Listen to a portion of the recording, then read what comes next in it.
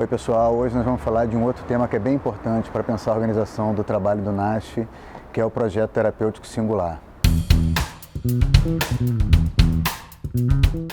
Em primeiro lugar, acho que é importante a gente falar de para que serve o projeto terapêutico singular, né?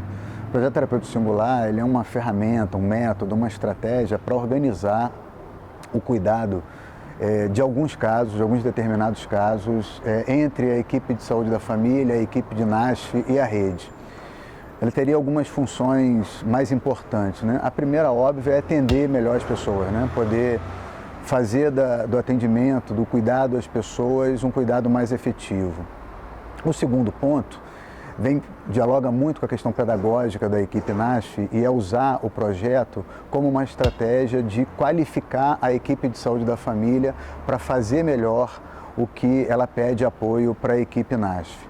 Um outro ponto é pensar que o projeto terapêutico singular pode ampliar a execução dele, a relação dele com as pessoas atendidas, com os sujeitos e famílias atendidas, tem a intenção também de ampliar o recurso desses sujeitos e das famílias e comunidades em torno do que é promover a sua saúde e cuidar da sua própria saúde. E o último ponto, pensando para que o NASF serve, seria qualificar a rede, né? Ao discutir esses casos de uma maneira sistematizada, que é a forma como o projeto terapêutico se propõe, essa sistematização também cumpre uma função de ajudar a rede a se qualificar em relação aos casos discutidos e acompanhados.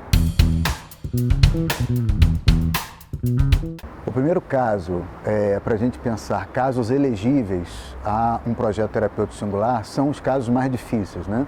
O que eu estou chamando de casos difíceis? Casos que têm uma grande complexidade, que vão envolver muitos membros da equipe, que vão envolver mais de um serviço, que a gente talvez precise chamar a família, precise chamar outros membros da comunidade para pensar um projeto ampliado de cuidado para a pessoa ou família que a gente está atendendo e que vamos escolher montar um projeto terapêutico singular para cumprir essa tarefa. O segundo caso são os casos mais comuns, os casos que vão acontecer sempre, que a toda hora a equipe de saúde da família está lidando com eles.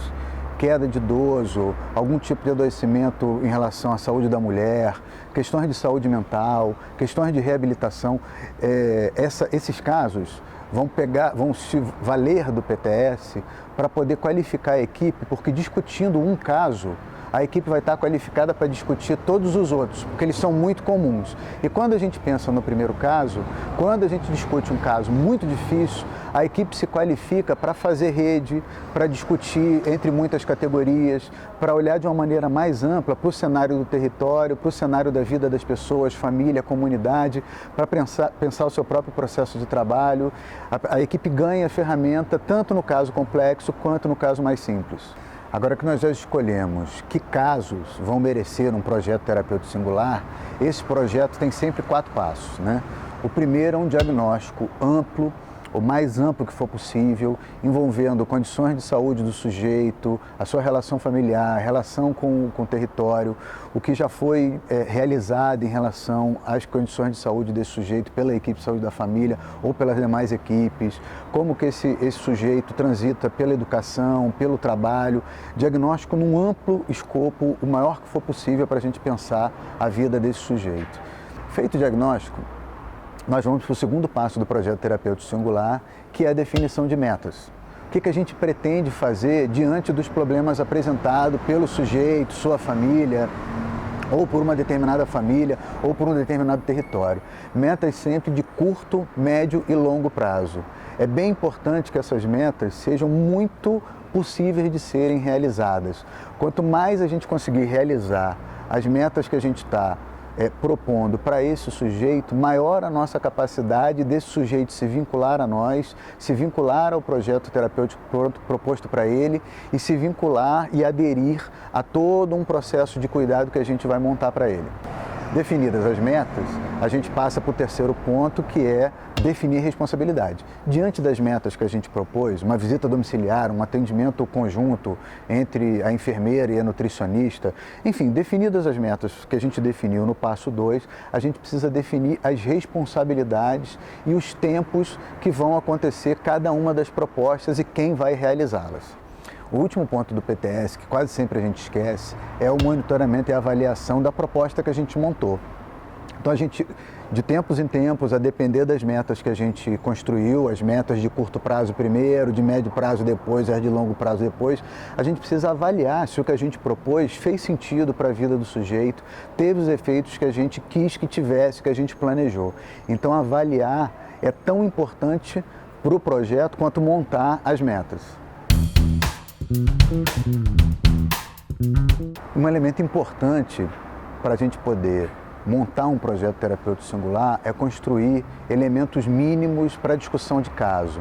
Para esse ponto, termos um prontuário que todo mundo entenda, sobretudo o prontuário eletrônico, o que é o prontuário da atenção básica, né, o ESUS, como uma estratégia de comunicação entre a equipe de saúde da família e a equipe NASF é fundamental. Sem essa estratégia de comunicação, fica muito mais difícil a gente encontrar o que é o mínimo para discutir de cada caso para montarmos um PTS. Para fechar, é sempre bom lembrar que o projeto terapêutico singular ele tem uma função tanto clínica quanto organizacional. Ele pode gerar todo um conjunto de agendas de educação permanente, porque ao montar os projetos terapêuticos singulares, a gente pode descobrir campos do conhecimento que a gente não estava preparado, que as equipes de saúde da família ou a equipe NASF pode se qualificar e isso pode gerar uma agenda de educação permanente.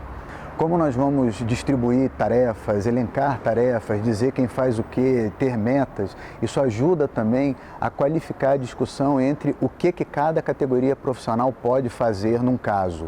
Ajuda muito na distinção entre as categorias, seus limites e possibilidades no NASF e na atenção básica.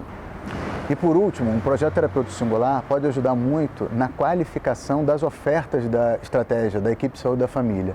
A gente pode descobrir que algumas pessoas podem se beneficiar com grupos que não aconteciam, grupos que acontecem de uma determinada forma, poderiam acontecer de outras, que o acolhimento poderia ser realizado de uma outra forma, que a regulação para a rede secundária e terciária poderia ser qualificada com outras estratégias. Tudo isso a gente pode olhar de novo, tentar escolher melhores formas de lidar com o problema a partir de uma construção como um projeto terapêutico singular.